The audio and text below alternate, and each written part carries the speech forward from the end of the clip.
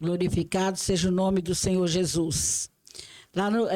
Você que entrou agora, dá o seu like, dá uma curtida, faz um comentário, vai valorizar o nosso trabalho, vai entregar mais, vai chegar a mais pessoas. Vamos fazer o ID do Senhor.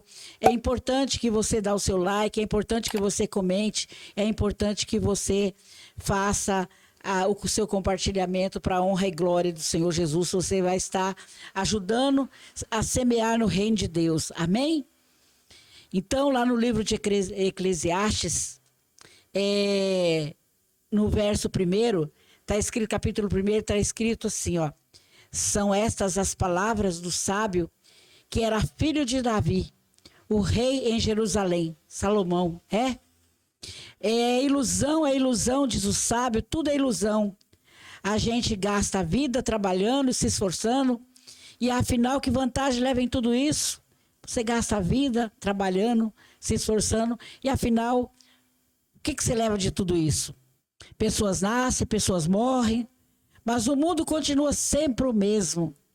Há milhões de anos atrás havia outras pessoas, elas nasceram, elas morreram, e o mundo continua girando, o sol continua a nascer, e a se pôr, a volta em seu lugar para começar tudo outra vez. O vento sopra para o sul, depois para o norte, dá volta e mais volta e acaba no mesmo lugar. Todos os rios correm para o mar, porém o mar não fica cheio. A água volta para onde a água volta para onde nascem os rios e tudo começa outra vez. Todas as coisas levam a gente ao cansaço, um cansaço tão grande que nem dá para contar. Os nossos olhos não se cansam de ver, nem os nossos ouvidos de ouvir o que acontece outra vez. O que foi feito antes será feito novamente. Não há nada de novo neste mundo. Será que existe alguma coisa de que a gente possa dizer? Veja, isso nunca aconteceu no mundo. Não, isso nunca aconteceu. Tudo já aconteceu antes. Nem antes de nós nascermos, bem antes de nós nascermos. Ninguém lembra do que aconteceu no passado. Quem vive depois das coisas que vão acontecer no futuro, também não vai se lembrar dela. Aleluias. Isso é Salomão, que ele pediu um dos dons maiores para Deus, que ele queria ser sábio, que ele queria ter a sabedoria para ele poder dirigir a vida dele, dirigir o reinado dele. Ele pediu para Deus tão somente sabedoria. Então, na infinita sabedoria dele, ele escreveu este livro e ele estava indagando o que nós fazemos aqui no mundo. Para que viemos no mundo se tudo que nós fazemos, outro lá atrás já fez, outra geração já fizeram, outros povos já fizeram.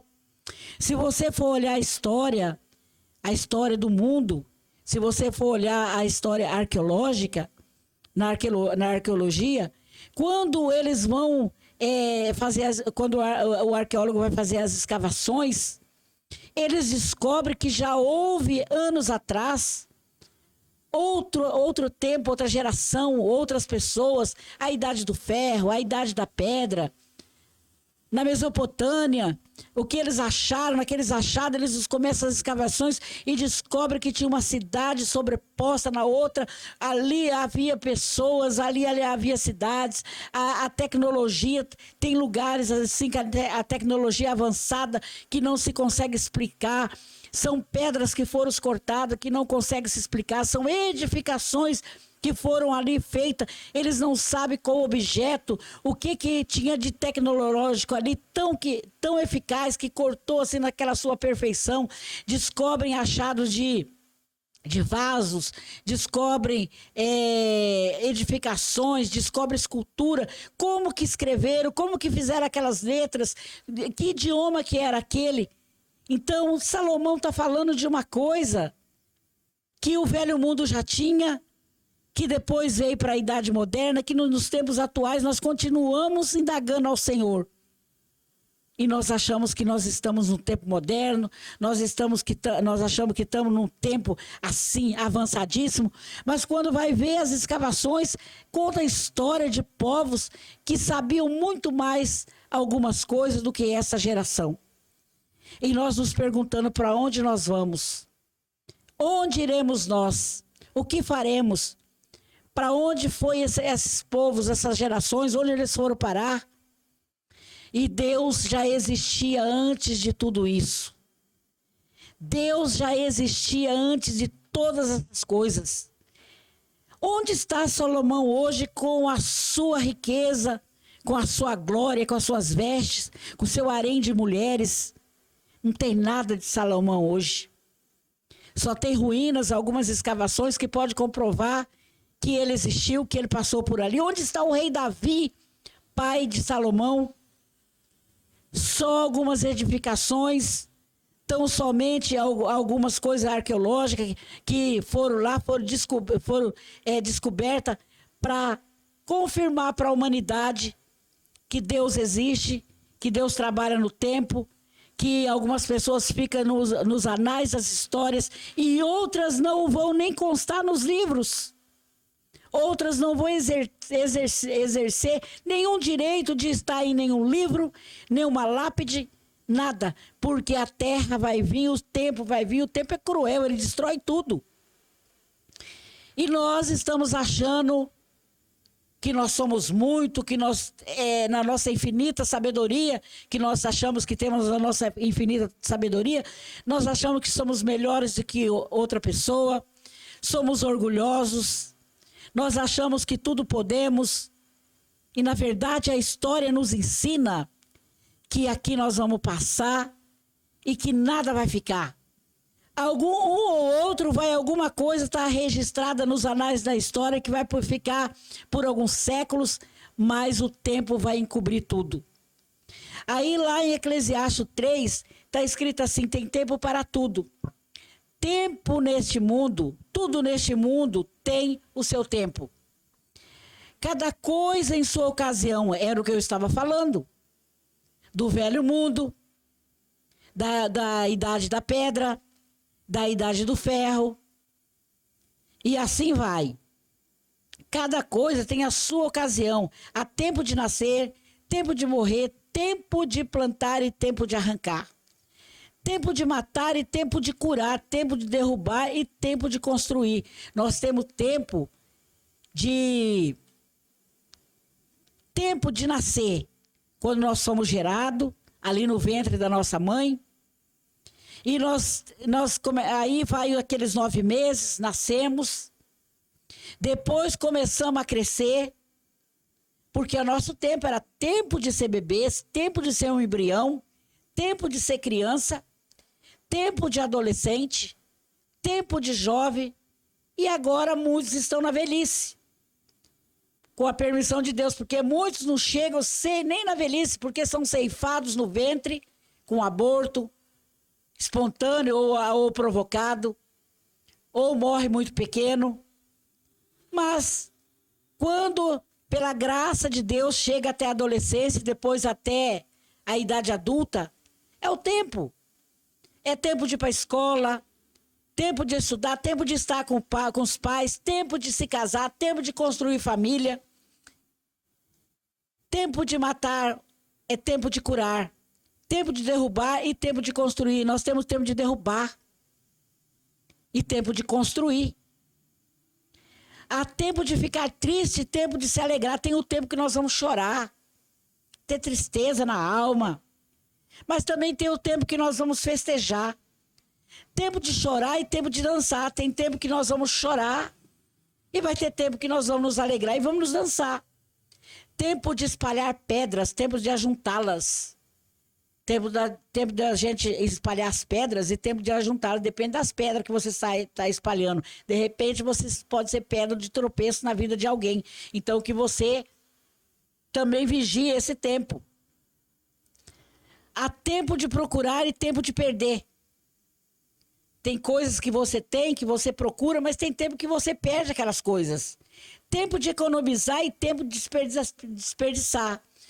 Agora é tempo de economizar. porque nós estamos vivendo um tempo difícil. Nós estamos vivendo um tempo que nós não confiamos na nossa economia. Que nós estamos vivendo um tempo que tudo assim está inseguro. Então é tempo de economizar, porque não é tempo de desperdiçar. Há tempo de rasgar e tempo de remendar. Tem coisa que você tem que rasgar da sua vida, mas tem coisa que você tem que remendar. Porque você rasgou, errou, e é tempo de remendar. Tempo de ficar calado e tempo de falar até a coisa na nossa vida, há tempo que você tem que ficar calado, você não pode abrir a boca, porque senão a coisa desanda. Há tempo de amar e tempo de odiar. A palavra de Deus fala que é tempo de amar. Você tem tempo também para amar e tempo que você vai odiar. Tempo de guerra e tempo de paz. Olha, agora nós ouvimos rumores de guerra por tudo quanto é lado. Que é guerra na Ucrânia com a Rússia, que é a França tentando mandar armamento e que a Rússia pode se virar contra os Estados Unidos, e é rumores de guerra por tudo quanto é lado, mas há tempos que a gente não ouvia isso, que era tempo de paz. Só que agora é tempo de guerra, tempo de rumores de guerra. O tempo e o que as pessoas ganham com todo o seu trabalho. Eu tenho visto todo o trabalho que Deus dá às pessoas para que elas fiquem ocupadas. O que você ganha com o seu trabalho? Você trabalha de dia, de noite, você tem servido a Deus, você tem ido adorar o Senhor, ou você está mais ocupado com o seu trabalho que você não tem tempo para as coisas do alto. Deus marcou um tempo certo para cada coisa. E Ele nos deu o desejo de entender as coisas que já aconteceram e que ainda vão acontecer. Deus deu desejo, Deus te deu sabedoria para você entender que as coisas que já aconteceram e aquelas que estão por acontecer. Porém, não deixa de compreender completamente o que Ele faz. Então eu entendi que nessa vida tudo que a pessoa pode fazer é procurar ser feliz e viver o melhor que puder. Então nessa vida você tem que procurar ser feliz e poder viver o melhor que puder. Com as pessoas que estão ao seu redor, com os seus entes queridos, com seus familiares, com seus pais, com seus filhos. Você procura dar o melhor de você.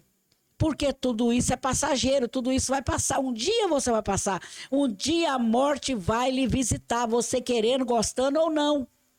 Ela vai te visitar cedo ou tarde, ela vai bater na tua porta, na minha porta. Porque todos nós já passamos. Todos nós já passamos com a perda de alguém. Aleluias. Todos nós devemos comer e beber e aproveitar bem aquilo que ganhamos com o nosso trabalho. Isso é um presente de Deus. Quando você está trabalhando, dá glória a Deus. Glorifica o Senhor pelo seu trabalho. Aleluias. Glorifica o Senhor pelo pão de cada dia que entra na sua mesa. Não reclame do seu trabalho, porque a palavra de Deus está falando que Ele deu o trabalho para você colocar o pão da sua mesa. Aleluias. Todos nós devemos comer e aproveitar bem aquilo que ganhamos com o nosso dinheiro. É um presente de Deus. A palavra de Deus está falando que quando você trabalha, você consegue fazer o supermercado, ter aquela sua mesa farta. É um presente de Deus para a tua vida. E eu sei que tudo que Deus faz dura para sempre. Não podemos acrescentar nada, nem tirar. E uma coisa que Deus faz é levar as pessoas a temê-lo. Você teme a Deus? Ou você leva a sua vida de qualquer jeito? Porque a palavra de Deus fala que você tem que temê-lo. Quando eu li ali em 1 Eclesiastes, eu consegui fazer uma narrativa dos povos que antecederam antes de cada um de nós. Nós vamos passar tal qual eles passaram. O homem de Neandertal, a era dos dinossauros. Tudo isso é provado cientificamente que eles existiram. Aleluias. Só que agora é a nossa vez, nós estamos passando por aqui. Daqui a algum tempo vai haver pessoas que vai estar lendo a palavra de Deus e contando que nossa geração também passou. Assim como as gerações dos seus avós, dos seus bisavós, dos seus tataravós. Elas passaram. Se você perguntar para para muitas pessoas, como chamava sua bisavó? Eu, por exemplo, não sei. Seu bisavô? Não sei. Eu não tive o privilégio de conhecê-los. Quem teve o privilégio de conhecer o tataravô? Não sabe, não lembra, não sabe nem a origem. Muitos sequer sabem até onde os avós moram. Ou tiveram contato com eles, muitos não sabem o nome dos avós. Então, são pessoas que elas estiveram no meio de nós, que elas construíram alguma coisa, mas elas não ficaram registradas no anais da história. Tem grandes pessoas que eles vão passar, por exemplo, agora todo mundo assim, morreu o Rei Pelé. Ele foi um cara do esporte, que ele trabalhou pelo esporte brasileiro, pelo futebol. Ele viveu um bom tempo sobre a face da terra, ele deixou algo escrito no esporte, mas ele vai passar daqui 100, 200, 300, 500 anos, ninguém vai saber quem era o Pelé. Ninguém. E assim é a nossa história. Eu sei que tudo que Deus faz dura para sempre. Não podemos acrescentar nada, nem tirar nada. E uma coisa que Deus faz é levar a pessoa a temê-lo. Tudo que acontece ou que pode acontecer, já aconteceu antes. Deus faz com que uma coisa que acontece torne a acontecer novamente. Aleluias? Então, nós vivemos um milagre a cada dia. Nós estamos buscando o milagre de Deus. E Deus pode fazer um milagre a cada dia na nossa vida. Aí eu vou levar lá no livro de Marcos, que é o Novo Testamento, que tem tempo para tudo na nossa vida. Até tempo para nos curarmos, tempo para nos libertarmos, tempo para ter conhecimento, tempo para aproveitar as coisas de Deus, tempo para Deus nos resgatar, tempo para Deus nos abençoar. Só que, enquanto eu sou ser vivente, eu tenho que buscar a Deus todos os dias. Porque quando nós pregamos aqui na segunda-feira, quando nós falamos do amor de Deus aqui na segunda-feira, você não é mais por inocente. Você não é neófito. Você conhece as coisas do alto. Por quê? Aqui foi colocado, há mais de 20 anos, uma caixa de som, um microfone e agora uma live. Uma estrutura da audiovisual onde essas palavras, elas não ficam aqui nas imediações, elas vão transpor barreiras, elas vão chegar em outros estados, outros países, outras pessoas, outros povos não alcançados. Então, está transpondo barreiras a palavra do Senhor, conforme a palavra do Senhor diz. Ela está indo para povos não alcançados. Então, você não tem por inocente, você não pode dizer que nunca foi pregado para você, que você é inocente e não conhece a palavra do Senhor. Porque nós estamos aqui toda segunda-feira, trazendo a palavra do Senhor, trazendo aquilo que um dia nós fomos presenteados para a glória de Deus, para a honra e glória do Senhor Jesus, para nossas vidas. E através daquilo que veio para nossas vidas, de graça nos foi dado, de graça nós estamos retribuindo, nós estamos dando para que alcance mais pessoas. Aleluia! E aí, lá em Marcos 5 está escrito assim, Jesus cura um homem dominado por espíritos maus. Está lá em Mateus 8, 28 e também está em Lucas 8, 26, 39. Jesus e os discípulos chegaram à região de Gerazade, no lado leste, do lado da Galileia. Assim que Jesus saiu do barco, foi encontrar-se com ele um homem que estava dominado por um espírito mau. O homem vinha do cemitério onde estava morando e ninguém conseguia prendê-lo, nem mesmo usando correntes. Muitas vezes já tinha amarrado as suas mãos e os seus pés com correntes de ferro, mas ele quebrava todo e ninguém conseguia dominá-lo. Passava os dias e as noites nos montes e entre os túmulos, gritando e se ferindo de propósito com pedras. Então, esse homem, que era de Gerasa, ele ele era do lado da Galileia. Jesus chamou os discípulos e transpôs para o outro lado ali. Então, Jesus não costumava ir para aquele outro lado, porque quando você vai olhar a história de Jesus, ele estava do outro lado daqui do lago. Os milagres dele, a maioria está do lado de cá do lago. Mas nesse dia, ele passou do outro lado do lago e ele foi com os discípulos.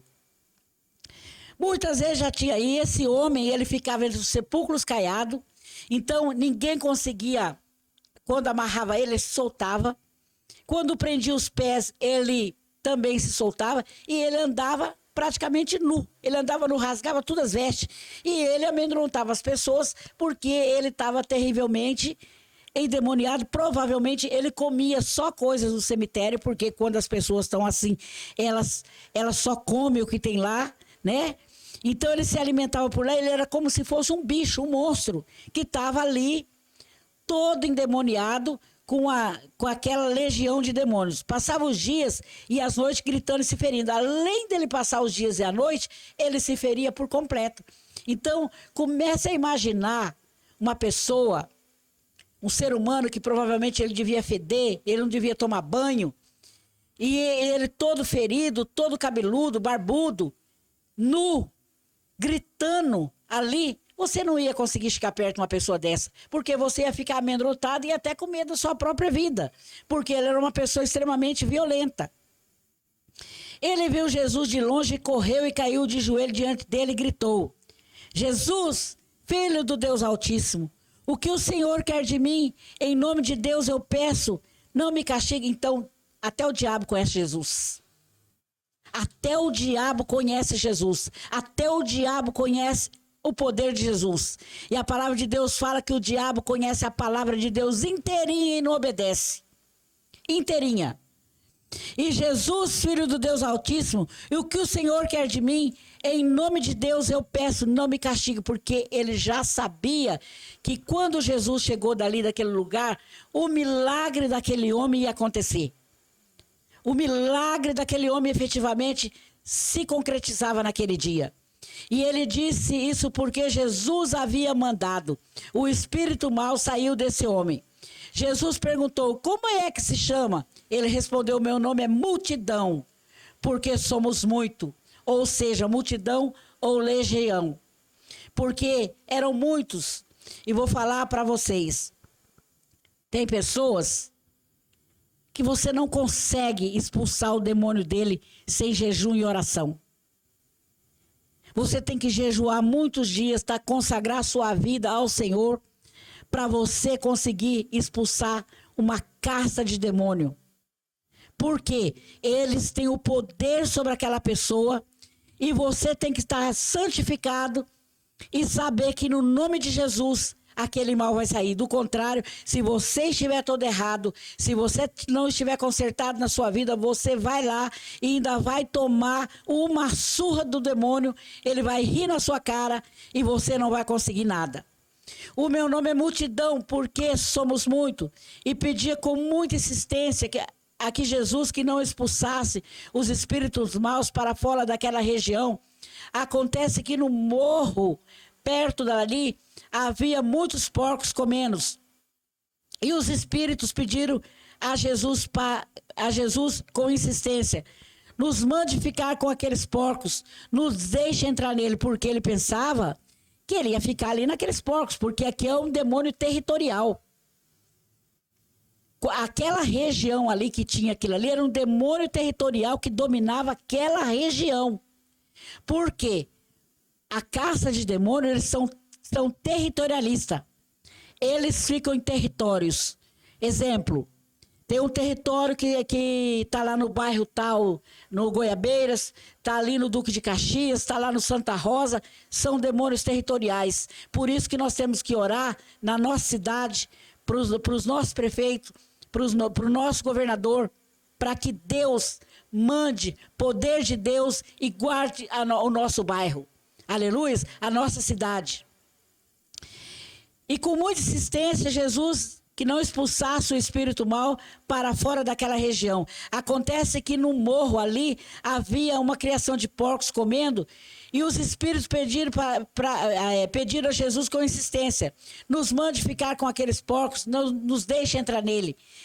Ele deixou os espíritos saírem do homem e entrar nos porcos. E estes, que eram quase 2.000, se atiraram morro abaixo para dentro do lago e se afogaram. Os homens que estavam tomando conta dos porcos fugiram e espalharam a notícia na cidade e nos campos. Muita gente foi ver o que havia acontecido. Quando chegaram perto de Jesus, viram o homem antes que estava dominado por demônios e ficaram espantados, porque ele estava sentado vestido no seu perfeito juízo. Então, quando aquele homem foi liberto, ele estava vestido, sentado e no seu perfeito juízo. Quando Jesus chega na vida de uma pessoa, você fica sentado, vestido e no seu perfeito juízo. Porque quando você não tem Jesus na sua vida, você faz muitas loucuras. Você faz muita coisa que, quando você tem um encontro real com Cristo, você conta, as pessoas contam, você fala assim: eu fazia isso? Não, não é possível. Porque quando você está purificado, Jesus coloca você vestido. Jesus vem trazer o seu milagre, porque Jesus atravessou o mar da Galileia para levar um milagre naquele lugar. Porque quando Jesus tem um milagre com alguém, quando Jesus quer um encontro real com alguém, Jesus vai ao encontro daquela pessoa. Ele não tem prisão que feche, não tem grilhões que ele não arrebente, não tem nada. Quando Jesus entra na vida de uma pessoa para te fazer livre, para te fazer uma pessoa com uma nova situação financeira, com um novo relacionamento em Cristo Jesus, com nova pessoa novamente de Cristo, para a honra e glória do Senhor Jesus. Então começaram a pedir com insistência a Jesus que saísse das terras dele. Olha só, nesse parágrafo eu vejo que Jesus chega para muitas pessoas, mas eles não o recebem. Aqui eles não receberam, aquele povoado não recebeu Jesus. Porque os porcos eram muito mais importantes do que a presença de Jesus. Os animais eram muito mais importantes. O prejuízo que eles tiveram com 2.000 porcos era muito mais importante do que a presença de Jesus. Então eles chegaram e começaram a pedir com insistência a Jesus que saísse da terra deles. E aí? Você tem pedido com insistência que Jesus saia da sua casa? Ou você tem aberto a porta da sua casa para que o Senhor faça um milagre na sua casa? Para que Ele adentre a tua casa e expulse todos os demônios que tem na sua casa, na sua vida errônea? Ou você está expulsando Jesus da sua casa? Quando ele estava entrando no barco, o homem curado pediu com insistência: me deixa aí com o Senhor. Me deixa aí com o Senhor, ele pediu com insistência. Mas Jesus não deixou e disse: volte para a sua casa e conte aos seus parentes o que o Senhor lhe fez e como ele foi bom com você. Você tem contado para os seus parentes o que Jesus fez na sua casa? Qual a bondade que Jesus tem feito na sua casa? O que ele tem visitado a sua casa? O que ele tem feito na sua vida? Se ele tem te arrancado da idolatria, se ele tem te arrancado da prostituição, se ele tem te arrancado do alcoolismo, se ele tem te arrancado da droga, se ele tem te arrancado da mentira, se ele tem te arrancado da falcatrua. O que Jesus tem arrancado na sua vida? Ele tem te arrancado você da fofoca, ele tem tirado o argueiro dos seus olhos, ele tem arrancado, limpado a sua visão para que você veja o reino espiritual. O que Jesus tem feito na sua vida?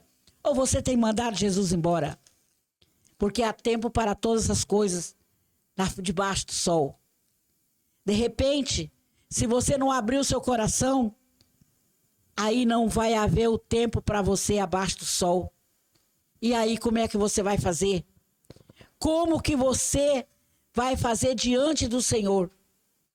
Então ele foi embora, contava na sua região 10 cidades o que Jesus tinha feito por ele, e todos ficavam admirados. Quantas pessoas esse homem ganhou para Jesus? Porque em volta dessa cidade, havia mais 10 cidades. E ele contava os feitos que Jesus havia feito sobre ele. Então, nessa noite, você que está aí do outro lado, se você, essa palavra entrou no seu coração, se você aceita Jesus como o único e suficiente Salvador na sua vida, se você quer que Jesus entre hoje na sua casa, quebre os grilhões, arrebente as correntes, desate os nós dos seus pés, desate os nós da sua mente, a sua mente pervertida. Se você sente desejo pelo sexo oposto, ou homem, ou mulher, ou se você quer fazer uma orgia, se você quer viver uma vida desregrada, abaixe sua fronte, baixe suas têmporas, sua cabeça, aonde você estiver. Peça para Jesus te visitar hoje, nessa noite. Peça para Ele visitar sua casa. Peça para Ele visitar seu pai, sua mãe, seu irmão, seu cunhado, seu genro, sua nora, sua neta, seu filho, sua filha, sua parentela, aquele que o seu coração, seu pensamento se elevar, você se lembrar dele agora. Se você quer aceitar Jesus como o único e suficiente Salvador na sua vida, nós estamos longe, nós não conseguimos alcançar com nossos olhos humanos, ver o seu rosto, mas Jesus consegue com um olhar espiritual, Ele consegue adentrar na sua casa em espírito e verdade. Ele é fonte de água viva, fonte que jorra na sua casa, fonte que jorra na sua vida. Se você quiser uma mudança de vida hoje, aceita o Senhor. Aceita Jesus, que Ele faça morada na sua casa. Fala para o Espírito Santo de Deus. Espírito Santo de Deus, nessa noite, Labassuri andarai, decanta, labassuri andarai, devais. Nessa noite, entra, Senhor, na minha casa. Faz morada, Senhor, no meu coração. Escreve, Senhor, meu nome no livro da vida. Quebra todas as maldições, quebra todas as cadeias, Senhor, que hoje me prende. Quebra, Senhor, as muralhas. Senhor, coloca um círculo de fogo aqui na minha casa, coloca aí na tua casa, Senhor, coloca na casa da Fabiana. Guarda, Senhor, minha parentela, guarda, Senhor, a minha família. Guarda, Senhor, de todo mal. Senhor, que o Espírito Santo de Deus alcance essa vida aí do outro lado.